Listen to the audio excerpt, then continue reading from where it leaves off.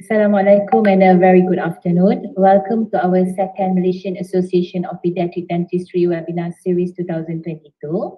I am Dr Nabilah Sawani Harith and I will be serving as your moderator for today's webinar. Recording in progress.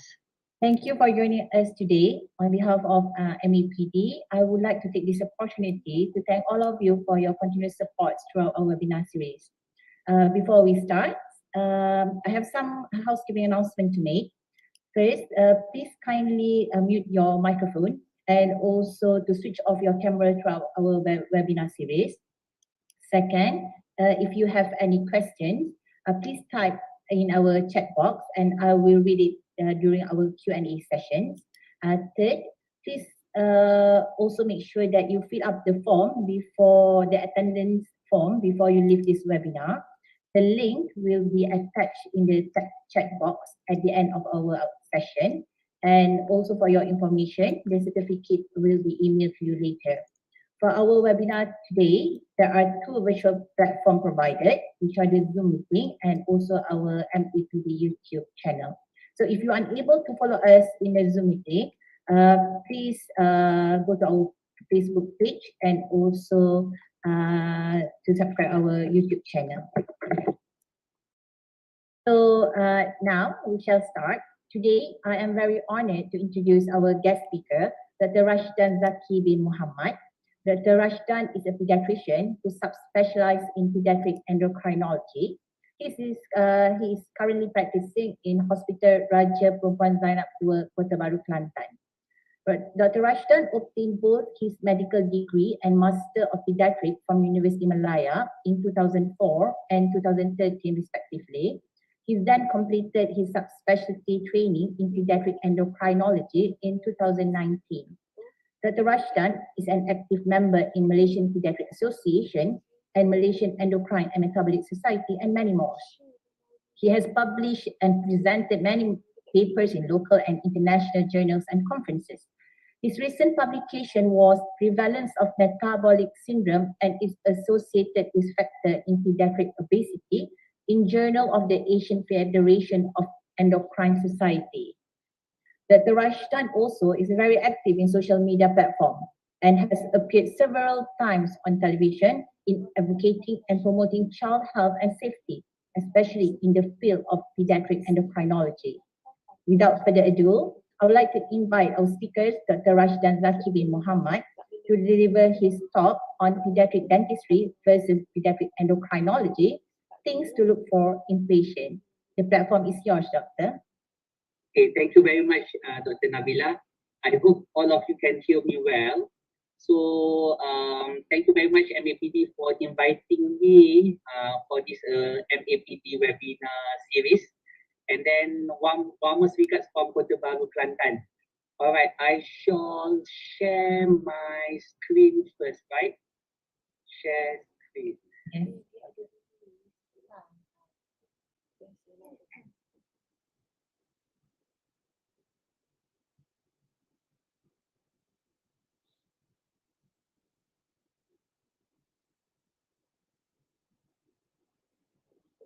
Doctor? Yes, I'm Yeah. sharing now. So sorry if the internet line is not that great because sometimes because of the raining, the line is not that great lah. But today, hopefully, Trevor, and hopefully we have a good session today. Inshallah. Okay, right. Can all of you see my slide now? Can I? Yes, Doctor, we're able to see. All right. Thank you very much. So I shall proceed. Okay. So my task today is to talk on Pediatric Dentistry as well as Pediatric Endocrinology, things to look for in patient. So basically, I just want to have a very chill session with all of you. This is a lunchtime, so some of you may be having your lunch together and having very light discussion on things to look for in patient, pediatric dentistry patient, that you may need to suspect certain endocrinopathy related to them. Okay, so there are two parts for my presentation. The first part, I will sharing a few cases, and for the second part, I thought that to do justice for the webinar series, maybe I give a short CME on the book. All right. So this is the first case. Most of the time I will be doing an interactive session in which I will ask questions and then maybe get some response. But because this is a webinar session,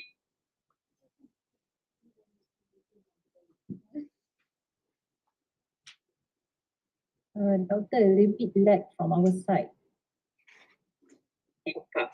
and then you found that the child has certain features, phenotypes. So what do you need to suspect for this patient? Okay. So number one, you can see that the child is relatively short. This is a 10-year-old girl. And then this is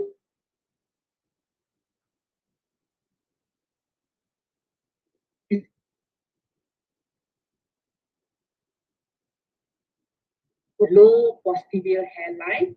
And then if you can zoom and see closely, you can see that there is a short, soft, and thick metacarpal. So any volunteer for a diagnosis? All right. So this is a girl with Turner syndrome. Turner syndrome. So in a Turner syndrome, usually the child will be presenting as a short stature, gonadal failure, presence of cubitus valgus as shown in the photo. The child will have low posterior hairline with a short neck.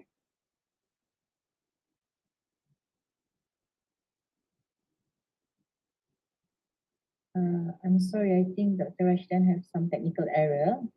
Maybe we shall wait. Sorry, Doctor. All right, suddenly become mute. Sorry. And then the child will have lymphedema, the nail dysplasia, as well as scoliosis. Sorry, doctor, maybe you need to reshare the. Did stop sharing? The presentation, Doctor. Can all of you hear me well? Am I still on the page of the webinar? You're still on the platform, however, we're unable to see your slide. Can Doctor please reshare back again?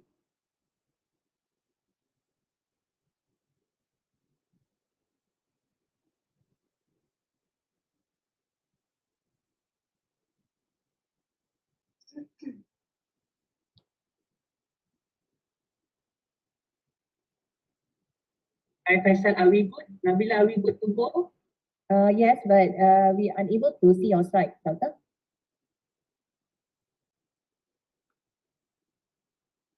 I think Doctor have to reshare back again the slide.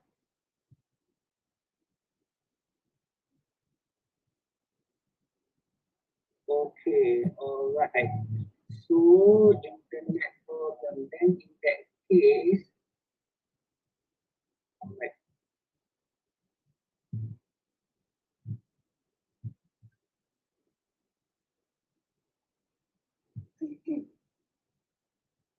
I think my colleague in Kelantan also mentioned that memang ada internet problem today in hospital. Yes. Okay, sorry for that.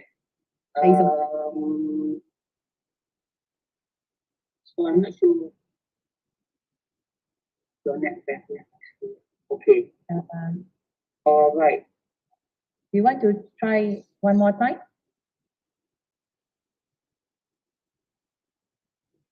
Okay, so I need to share screen again. Yes, doctor.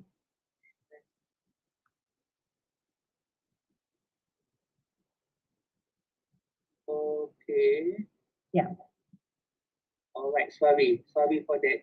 The internet is not that great today. Both my so-called data as well as my Wi-Fi. So I thought that Wi-Fi would do better here, but unfortunately Wi-Fi also not that great. Okay, sorry. So I shall start. Okay, so for the first case, we are dealing with a short girl coming to dental clinic, and you noted that some clinical features of phenotype. So number one, you can see here that this is a relatively short girl, and then with the presence of what we call as cubitus valgus. Okay, and then subsequently you can see webbing of the neck. Okay, webbing of the neck, and then this M-shaped low posterior hairline. And when you zoom closely over the fingers, you can see the short and forked fifth metacarpal. So this is a features of Turner syndrome, in which 98% they have short stature followed by gonadal.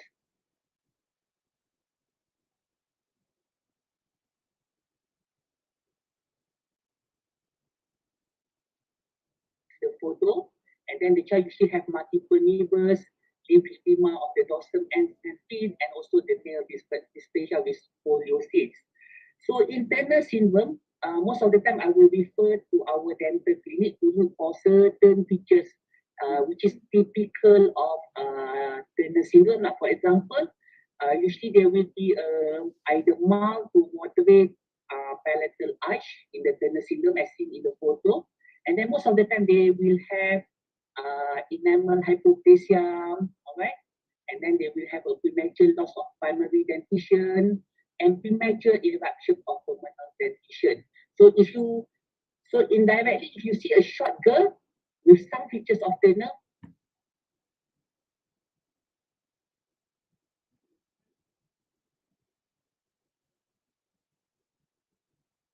Sorry, Dr. Rashdan, we are unable to hear you.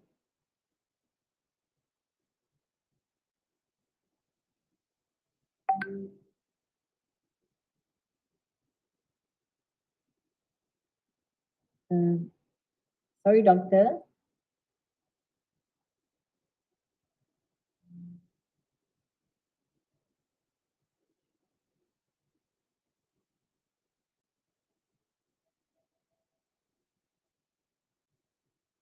typical of what we call as single central incisor. So when you have a single central incisor and a short void, you need to suspect growth hormone deficiency. So one of the things that you need to suspect is growth hormone deficiency. Typically, in growth hormone deficiency, the typical features include mid-facial hypoplasia, line defect, cleft lip and palate, and central incisor, truncal adiposity. Sometimes they have a micropenis with infantile voice, and then definitely most of the time they will have short stature, growth retardation, and delayed bone age. So short boy, we are single central incisor, midline defect, please suspect growth hormone deficiency. All right. So the causes of growth hormone deficiency can be either congenital or acquired.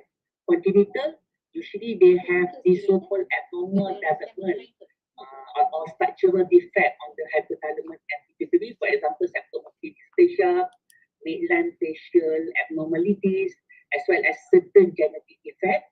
So for acquired, they can have tumor, for example, craniopharyngioma, cranial irradiation, trauma, infection, or infiltration. So I think I just want to zoom on this so-called solitary, single, median, maxillary central incisor. So it can be a complex disorder consisting of multiple, mainly midline defects. So it is estimated to occur in 1 in every 50,000 live birth. And then it is associated with congenital nasal malformation and sometimes it also associated with halopoencephaly, all right?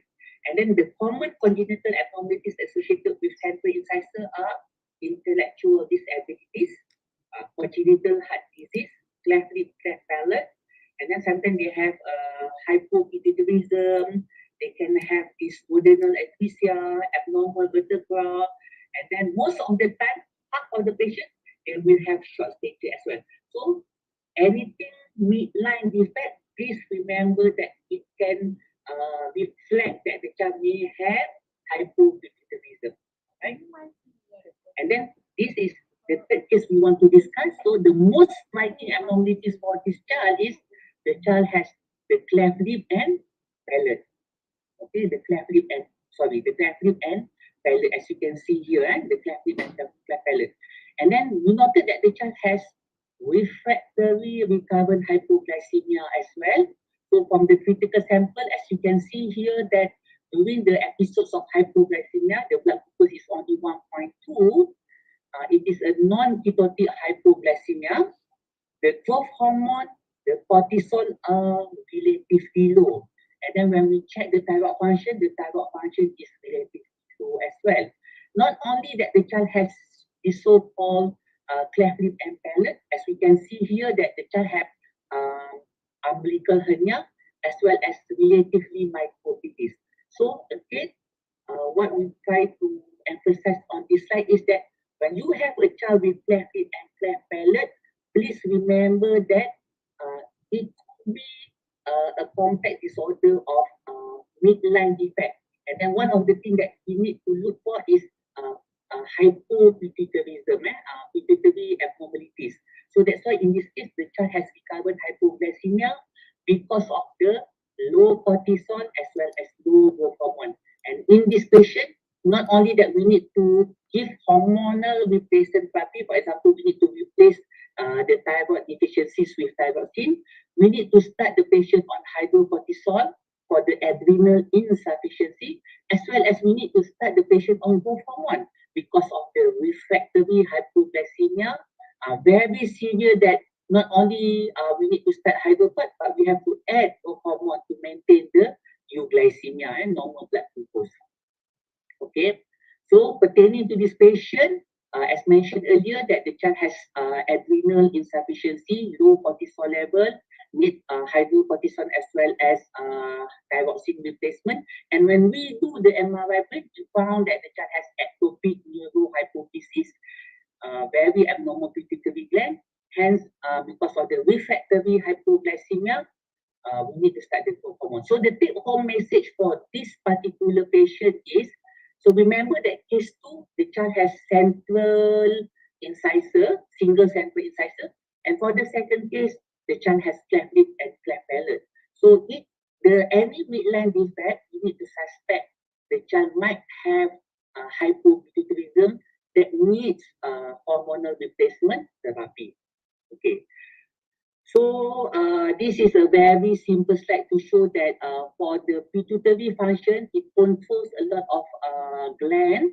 So from the hypothalamus to pituitary, then subsequently we have thyroid gland, we have liver that produce IGF-1, we have adrenal that producing cortisol, all right? And then we have also gonads that produce the sex steroid. Jadi, if let's say the patient has hypopituitarism, we need to work out for all the involvement and we need to replace any deficiency. For example, for the third case just now, we need to replace the thyroxine, we need to replace the cortisol, as well as we need to replace the growth hormone as well to make sure that the child has adequate hormonal replacement for body function as well as for the growth and to combat the hypoglycemia. Okay, so I think just to stimulate some discussion, besides hypopituitarism, we know that cleft lip and cleft palate, the orofacial cleft, are associated with some genetic syndrome. So I think the most common will be the Pure-Robin syndrome, Stickler syndrome, and then Turner syndrome as well. Some of them, they have cleft lip, cleft palate, Apert syndrome, as well as Dandy Walker syndrome. So remember that not only that you need to suspect hypopit, so the presence of the cleft lip and cleft palate may reflect certain syndromes or sometimes certain genetic conditions. For example, association. Association. For example, we have like Catch-22, in which the child have abnormal faces, cleft lip, cleft palate, hypocalcemia, okay, and then a condition that we call D. George syndrome. So all these things may be related with the cleft lip and cleft palate. Okay, all right. So this case number 4, just to illustrate that the child has recurrent fractures. I think maybe not very obvious because for patient modesty as well as privacy and confidentiality, I have to some sort of blur the eyes, all right? But if you can focus here, you can see here that the child has grayish bluish sclera. So anything on recurrent fracture as well as blue sclera? All right, yes, this is a child with osteogenesis imperfecta. So osteogenesis imperfecta, relation to dental is the child has dentinogenesis imperfecta.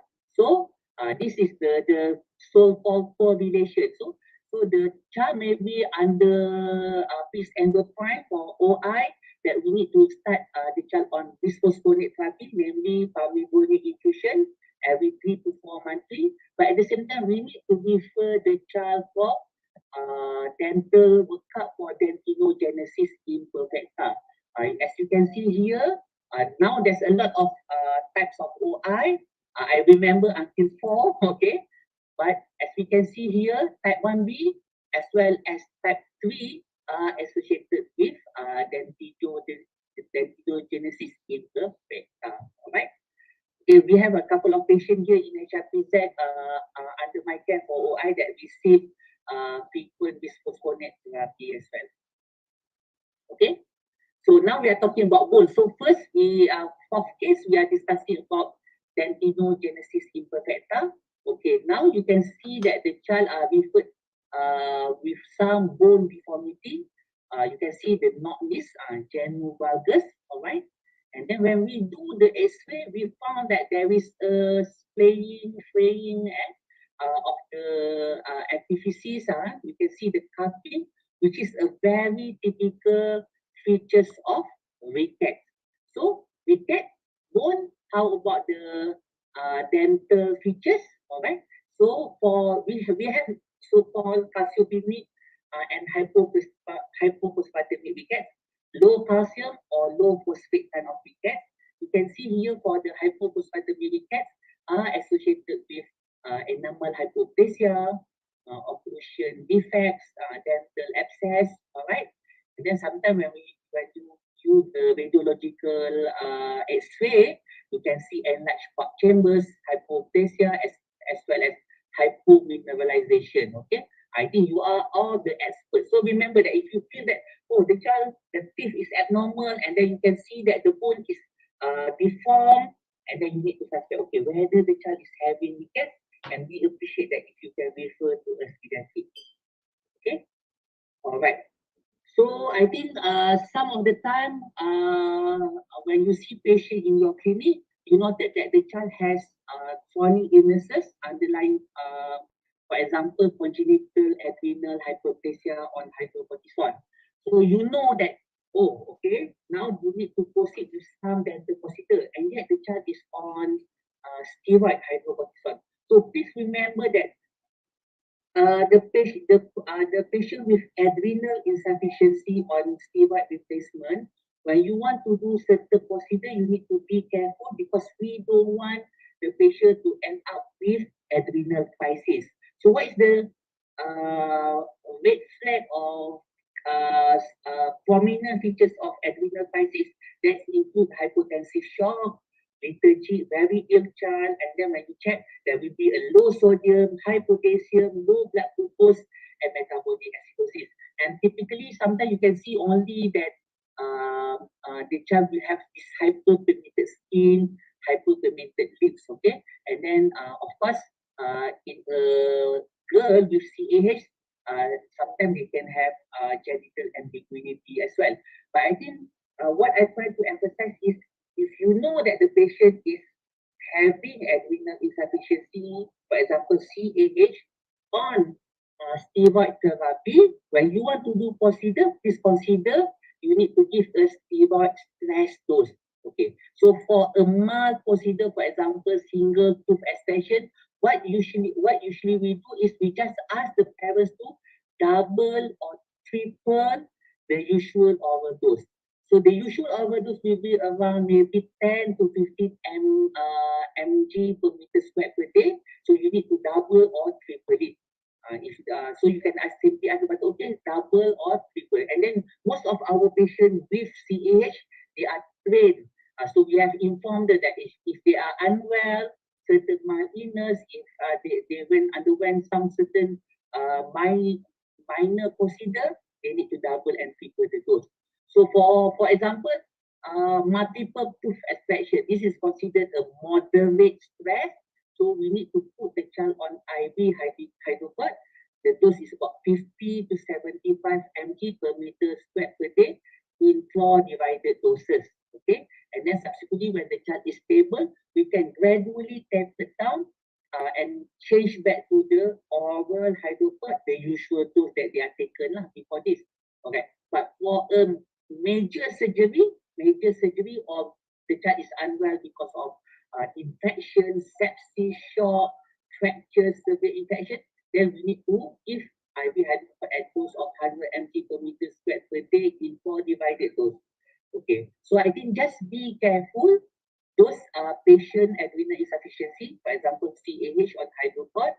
If you want to do certain dental procedure, you need to evaluate whether just a minor procedure or a moderate procedure, and then you may consider to for a minor procedure, you may consider to double and triple the dose. But for the moderate procedure, you need to put the child on IV hydrochloride. Okay. So same goes into our diabetic patient that going for a dental procedure. So I think what the whole idea is, we want to have a good diabetic control to ensure healthy tissue recovery and wound healing and to prevent infection. So the so-called the whole principle is to make sure that the blood glucose is stable before op, so that the child will have a good healing process. So, and the principles include that you want to maintain euglycemia, blood glucose of 5 to 10. You want to prevent hypoglycemia, and we want to prevent DKA. And sometimes you need to consider to admit the child earlier before the dental operation or dental procedure, so that the pediatric can stabilize and optimize blood glucose before the procedure. That includes maybe starting the patient on sliding scale insulin infusion. Okay, so sometimes this is must be orchestrated lah, so that we need to admit a day or a couple of days before, make sure that the blood glucose is stable, and subsequently on the day of operation, most of the time if if this is done under general anesthesia, we always ask the patient to admit first, and then always plan that this will be the first case of that operation day, not the last case, okay? And then we need to put the patient on IV drip, and then to prevent hypoglycemia, we need to adjust insulin. If the patient is type 2, we need to adjust the oral hypoglycemic agent, and we need to closely monitor to prevent DKA as well as hypoglycemia. And once stable, and if no contraindication, we can always resume back the patient usual medication, and then we need to understand that pain as well as stress can cause diabetic ketoacidosis. Okay? All right. This is a child with congenital hypothyroid, and when you do the examination intraorally, you found the mass. Okay, any takers? All right. This is what we call as ectopic lingual thyroid. And as you all know, recently we have a CPG guideline on congenital hypothyroidism, in which we will screen, we will do the thyroid scan to see whether the thyroid gland is functioning and to look for the ectopic thyroid gland. For example, in this case, ectopic thyroid. All right. So this is some of the cases that I want to share with you. So we're going to proceed with the second part of the presentation. It's a very short CME on both because the first two cases we shared about the Turner syndrome as well as the growth hormone deficiency. So the whole so-called idea to combat growth stunting started back in the year of 2016, in which we found that 17.7% of our children have growth stunting, and the rate is increasing to 21.8% in 2019. All right, and then we have two spectrum of children. They are short and they are obese. So we thought that okay, we need to do something about it. And then, to be honest with you, the most affected states are those in the East Coast.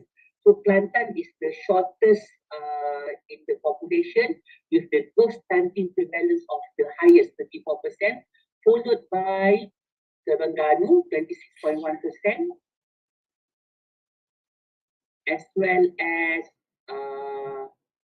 Pahang, 25.7%. Okay, and then even the so-called tallest children in the country is from Kuala Lumpur, with the lowest growth stunting prevalence of 10.5%, is still relatively high compared to the upper middle income countries, which is they put it as 6.9%. So Malaysian children are relatively short, so we need to do something about it. So, and we know that the growth pattern in the child is a very important indicator of health and general well-being, a nutritional status, or disease, chronic disease related, either because of the disease itself or side effect from the medications. And then, in order for a child to grow normally, number one, they need to have a good genetics. When we talk about genetics, it's either familial genetic syndrome and genetic mutation. Genetic syndrome, for example, we have discussed before this, Turner syndrome. Usually they have a short girl, all right? We need to optimize the nutrition. We need to ensure that our children sleep well, at least 8 to 9 hours per day, exercise regularly, the child will be well and healthy, and a functioning endocrine gland. Of course, the emotional part also very important. Okay. So this is just a basic slide showing that the phases of growth. So we have a fetal growth, we have infantile growth, we have childhood growth and pubertal growth. So during the infancy, we need to make sure that normal nutrition as well as thyroid function. And usually the child will grow about 35 centimeters during the first year of life, and subsequently about 7 to 9 centimeters for the next 2 to 4 years. And during the childhood growth, during this time, the growth hormone plays very important role to ensure that height velocity of 5 to 7 centimeters per year. And subsequently, during the pubertal growth spurt, in which by the effect of the sex steroid hormone, namely testosterone and estrogen, we need to make sure that the child grows at least 8 to 10 centimeters per year. So when you see a short child, short boy or short girl, you need to answer these 3 main questions. Number one, whether the child is indeed really short for the population. So usually we will plot it on the centile chart, and we can see that the height is below the third centile. Is the child relatively short for the genetic potential with parental height? And then normally whether the height velocity is normal or not. All right. So by definition, short stature is defined when the height is less than 2 minus 2 standard deviation. Of course, there is, to avoid confusion, I just want to tell you that this standard deviation is usually generated by a calculator, medical calculator. For us, we are using the centile chart. All right. So basically, minus 2 standard deviation is almost equivalent to our third percentile. Okay, almost equivalent to our third percentile. All right. So when we should concern if the child has severe short stature, minus 3, the child is relatively short for the mid-parental height. When there is a poor height gain over years, or when there there is a features to suggest intracranial lesion, multiple pituitary hormone deficiency, or clinical features suggestive of growth hormone deficiency in your neck. For example, when you see that there's a midline defect, refractory hypoglycemia, the child is relatively short, then you need to see, okay, whether the child has indeed some concern with the growth. Okay, so this is the one I mentioned that majority of the kids on the time we have the so-called apps that can auto-generated standard deviation for us. But in our clinic, we are still resort to the so-called growth chart lah. Alright. So what we can do is we need to calculate the mid-parental height. The formula is down there, and then we want to see what is the target height plus minus 10 centimeter from the mid-parental height. We want to plot the what is the current growth. So we can see here that the child is definitely short for population less than percentile, and definitely short for the mid-parental height because the genetic potential is up here, whereas the child is down here, right? And then we can see the previous growth, and then we can measure the high velocity to see whether the child fulfill that 5 to 7 centimeter per year during childhood growth. Okay, so like I mentioned, at least 5 centimeter per year. So when you are dealing with short children, so you need to get a history, do some growth measurement. You want to evaluate clinically, you want to assess the puberty, and then you want to investigate. So history-wise, you want to see what is the concern of the parents, whether the child is growing normally, whether the younger sibling is catching up on them, and then whether they can change the shoes as well as the clothes every 6 to 12 monthly. Because in a growth hormone deficiency, you see they hardly change shoes, they hardly change clothes for the last couple of years, maybe 1 to 2 years. We want to see what happened previously, any lesion, CNS trauma, or any tumor that happening, any radiotherapy given to the child. We want to have a systemic review. We want to get a detailed medication because we know that prolonged steroid therapy may have adverse effect on the growth of the child. We want to see whether the child is born normally or whether this is a small gestational age baby. We want to get a detailed developmental history as well as we want to get a family history. So when we assess the child, so we want to do some measurement that include weight, height, head circumference, height, velocity, and mid-parental height. We want to measure the upper and lower segment. Okay, the lower segment is measured from the symphysis pubis down to the floor, and then we want to get the ratio as well as the upspan. And then when the child has we want to have a general inspection to look for any dysmorphology or genetic syndrome, for example, Turner, Russell-Silver, Prader-Willi. And then as mentioned, we want to look for the midline defect, single central incisor, cleft lip, cleft palate, which may give us a clue for the cause of the short stature. Okay, so typically in growth hormone deficiency, they usually have the so-called mid-facial hypoplasia, cerebral facies, abdominal adiposity, single central incisor, and then some of them have skeletal abnormalities. For example, in achondroplasia or hypochondroplasia, they usually typically short. They have this so-called rhizomelia or mesomelia, disproportionate growth, and then subsequently you can see they have a pet teeth with trident hand. So all these features we need to identify so that we can proceed with further evaluation. All right. So we want to have a systemic review, nutritional assessment, as well as pubertal staging. Why pubertal staging is important? Because we know that during the pubertal growth spurt, in a girl, it happens earlier, around the age of maybe around 8 to 10 years old at tenor breast 2, as compared to boys, the pubertal growth spurt come later at around 30 to 40 years old during the testicular volume of 10 mils.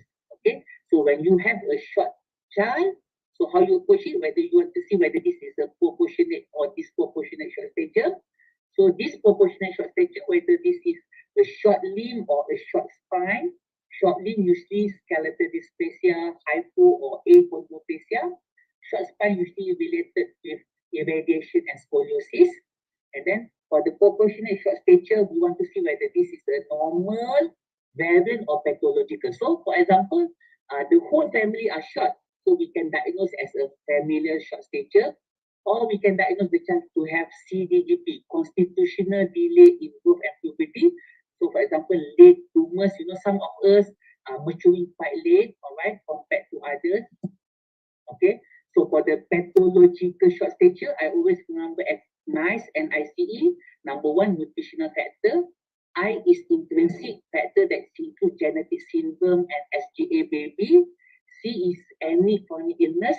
E is endocrinopathy and emotion. So for endocrinopathy, usually growth hormone deficiency, hypothyroidism, any pubertal disorder, or Cushing syndrome can cause short stature. Genetic syndrome that are related to short stature includes Turner, Noonan, Muscle-Siebel, and if obese, you need to suspect Prader-Willi. So some of the investigation we want to do is we want to do a preliminary blood investigation to look for any chronic illness that includes steroid antibody. We may consider doing endocrine panel testing that include thyroid function, IGF-1, cortisol. For a girl, we always ask for karyotyping to look for Turner syndrome, either Mosaic or Turner syndrome. And then sometimes we need to proceed with growth hormone stimulation test. All right, either insulin tolerant test or glucagon stimulation test. And then I always ask for bone age to assess for the skeletal maturity. We know that the final height is achieved when the bone age is around 15 to 16 years old. That's why we try to catch all this shot before the age of 15 to 16, because by the time they have close epiphysis, we cannot offer the growth hormone anymore. And then some of the time we need to proceed with MRI pituitary, especially for those that we want to start growth hormone therapy, because we want to exclude tumor, for example, peritoneal tumor and germinoma. So when to consult endocrine, if you suspect the child has pathological short stature with poor growth velocity. So in based on Malaysian CPG 2010, Turner syndrome, SGABB, babies without catch-up growth and growth hormone deficiency are entitled for growth hormone therapy subsidized. Or if you suspect the child have features of growth hormone deficiency, for example, in neonates with cleft lip, cleft palate, recurrent hypoglycemia, midline defect, then you need to refer to us to look for all this growth hormone deficiency and hypopituitarism. If you suspect certain endocrinopathy, for example, Cushing syndrome, pubertal disorder, you need to refer to us as well. So we've discussed this one. So sometimes in newborn, neonate, they have this recurrent hypoglycemia and then dotted midline defect, for example, micropenis, prolonged jaundice, midline craniofacial defect that include single central incisor, cleft lip and cleft palate. All right. So all indicated for referral so that we can exclude growth hormone deficiency. And in older children, those who had history of surgery or history of hypothalamic pituitary region tumor, irradiation, history of traumatic brain injury, infection, multiple pituitary hormone deficiency, we need to refer to pediatric endocrine as well. Okay, so for the take-home message, careful history, physical examination as well as growth pattern and detailed pubertal assessment. The short stature is most likely to be pathological if associated with poor growth velocity, short and overweight, as well as inappropriately short compared to the parents. We need to rule out chronic and occult illnesses. We need to optimize nutrition, and all short girls, we need a cardiotyping. All right, I think that will be my last slide. So I promise Nabilah that I only take about 45 to 50 minutes so that we can have a good session on the so-called Q&A. So now I open for Q&A. Nabilah, are you there? Yes, Doctor. Thank you so Alright. much, Dr. Rashdan, for a very comprehensive and interesting cases and also a very informative talk. So I'll be open for the Q&A session. I'm sure Dr. Rashdan will please to answer all the questions here. I think we've got here on the chat box by Dr. Rizwan. Hi, Doctor. Thank you for the informative talk. Could you please explain further on the IV hydrocortisone cover dosage? So very good question. So the first question is actually related to the steroid dosing, right? IV hydrocod cover dosage. All right. Okay. So basically, this is specific for those. Maybe what we can do, I can go back to my previous slide. That means I can do that. I can only do this. Sorry. Okay. So all right. So what you have to understand that this is a child with, for example, CAH. So the patient is already diagnosed and on hydrocod replacement therapy. So what happened is for those with the patient with adrenal insufficiency, let it be primary adrenal insufficiency or central causes, usually the patient is on hydrocortisone. Okay, so when they are when you guys plan to do certain dental procedure or operation, you need to evaluate whether this is just a minor kind of procedure or moderate to major operation. So for the minor procedure, what you can do is you just ask the parents to double or triple the usual oral dose of the hydrocod. So for example, the child is taking 5 mg TDS. So you ask the parents that, okay, for that day of the operation, take 10 mg TDS, like double of the dose, something like that. Okay. But for the moderate to major procedure, usually the child will be admitted. We always encourage patients to be admitted. So this one, you need to convert from oral to IV hydrocod. So the dosing is 50 to 75 mg per meter squared per day. So meter squared is body surface area.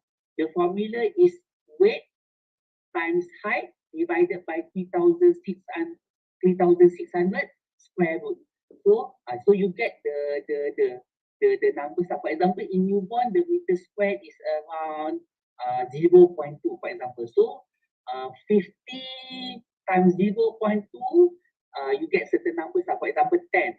So 10 you divided into 4 doses lah. So you can give like 2.5 mg to IV, something like that. Okay? Faham tak? I would like also to ask, when you say that just now you double or triple up the dose, how do we assess as a clinician? We assess whether we want to double or triple up the dose. Is it depends on our procedure? Depends on the procedure, but usually most of the time we ask the parents that we double the dose first. Let's say if the child develop, fever, then maybe you want to triple the dose. But you have always a safety net. Like if let's say the patient develop recurrent vomiting, persistently spiking temperature, poor oral intake up to the level they cannot tolerate or they cannot take the oral hydrocod, that one you need to admit the patient for the IV hydrocod lah. Alright. Okay. So that is for the oral. For the IV, usually our dosing is around 50 to 100 mg per meter squared per day. For example, let's say you use 50, then you say that, okay, 50, let's say just now we calculate the meter squared is 0.2, it's about 10 mg per day. So, but you need to divide it into four doses, right? So we give like 2.5 mg to IV. So as for example, for a major operation, 100 mg per meter squared. So the meter squared is 0.2. So 100 mg per meter squared is 20. So you can give 5 mg to IV, for example. So, but that one is for the first day of operation. Then you subsequently day 2, post-op, you review back, oh, the child is stable. So you can gradually cut him down minus 50%. And then the next day, oh, still stable, then you cut down some more until the usual oral dose. You see, we are tapering around 1 to 3 days lah, 1 to 3 days. Okay. Okay. Thank you, Doctor. I think Dr. Rizwan did mention again. Can you please repeat the formula for the surface area? I think Weight kali height, weight in kilogram times height in centimeter divided by 3,600, and then the whole is square root. Itulah kita tak ada papan hitam lah kat Zoom. Weight kali height per 3,600. I don't. And then kalau you all tengok pun mesti baca terbalik kan? yeah, dia when yeah. Tapi Also. But I think we tak can. nampak. Okay. Let me type in the message Weight kali height bahagi, alamak mana tanda bahagi and the whole formula we square root. Macam mana nak cakap square root? Punca kuasa apa? Dia kuasa Punca kuasa 2. betul. Oh no, I tak jumpa lah tanda punca kuasa 2 tu. Kuasa 2. Let me check, boleh ke tak? Okay, Doctor. Punca kuasa 2. Alright. Okay, we go for the next question, Doctor, from Dr. Nur Ikmalina Shifa. Hi, good afternoon. I would like to ask, for patient taking prednisolone, do we need to double the dose of prednisolone or change to hydrocortisone? Oh, okay. Dek, Ikmalina Shifa, jangan confuse masuk yang untuk hydrocort ni because of the adrenal insufficiency. For example, the child is on prednisolone for certain other condition. For example, nephrotic syndrome. Yang tu you tak perlu double the dose. So you can maintain the prednisolone. The one yang kita double the dose, bagi IV hydrocort cover, kita bagi stress dose ni, only dose yang kita label as adrenal insufficiency, because kita tak nak patient end up with adrenal crisis. So one of the good example is congenital adrenal hyperplasia lah, CAH. Sometimes kita ada patient CAH kan, kita ada patient CAH, refer to you guys for dental procedure, and then you noted dental caries, and you want to do, okay, let's do dental clearance or extraction. That's one. Patient is on hydrocort. Yang tu you kena consider the stress dose, ataupun kita panggil to avoid, to prevent adrenal insufficiency. Tapi for some other reason, chronic illness on prednisolone, for example nephrotic syndrome ke, patient tu is asthmatic attack, so dia ada on prednisolone ke, ataupun SLE ke, kan? Yang tu you tak perlu double the dose. Yang tu memang maintain the dose, yang tu based on the subspecialty management lah.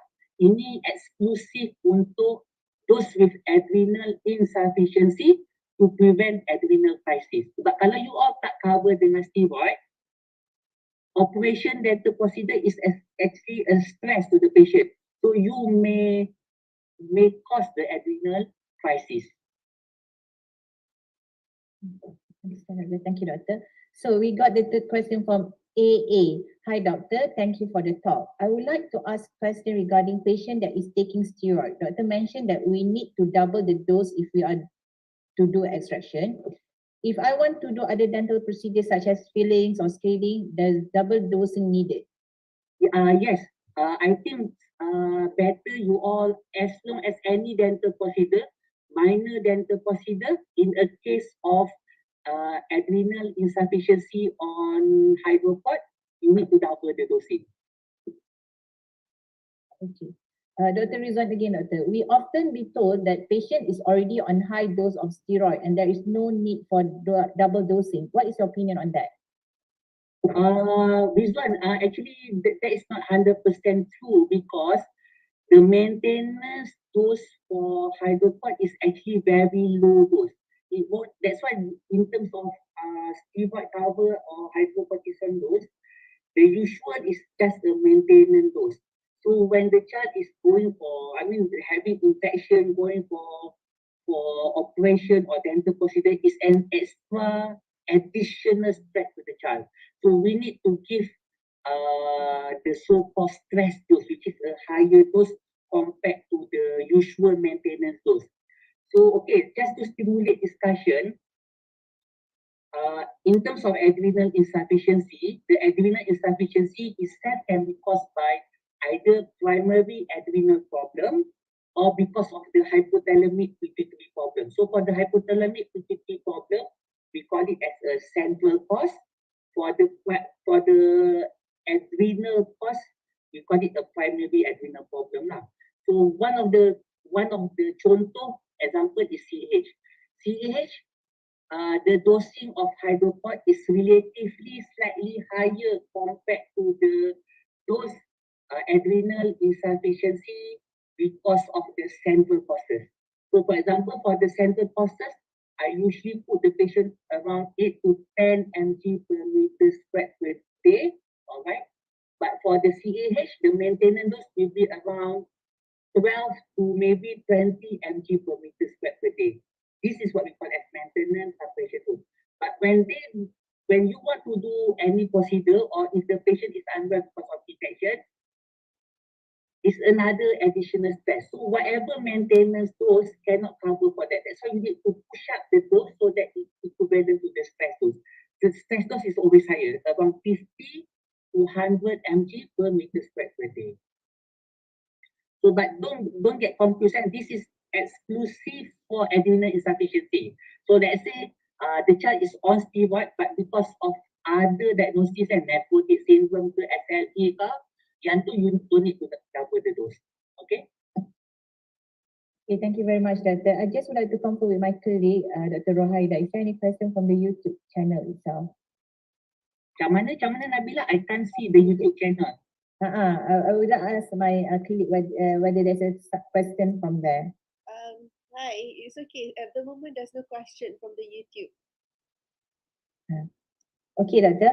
So thank you very much, Dr. Rashdan, for answering all those questions and for the very great presentation. It was really a pleasure to have you and share knowledge with you. So this concludes our webinar. Thank you all for attending our webinar series. Please make sure you fill up the attendance form before you leave the webinar. And don't forget our upcoming event, which is in June webinar on the 15th June 2022 with the title COVID-19 in Children, What We Know So Far by Dr. Adli. So I really hope that you enjoyed this webinar and also very looking forward for your participation in our next future webinar. Thank you so much, Dr. Rashdan. Thank you so much. Thank you for inviting me. Thank you, MAPTA, for inviting me as well. And sorry for the earlier technical difficulties. I think the internet was not so stable, but Alhamdulillah, at the end of the presentation, it's much better. Thank you so much, Doctor. All right. Take care. You too. Have a good day, everyone. All right. Thank you, everyone. Bye. Thank you.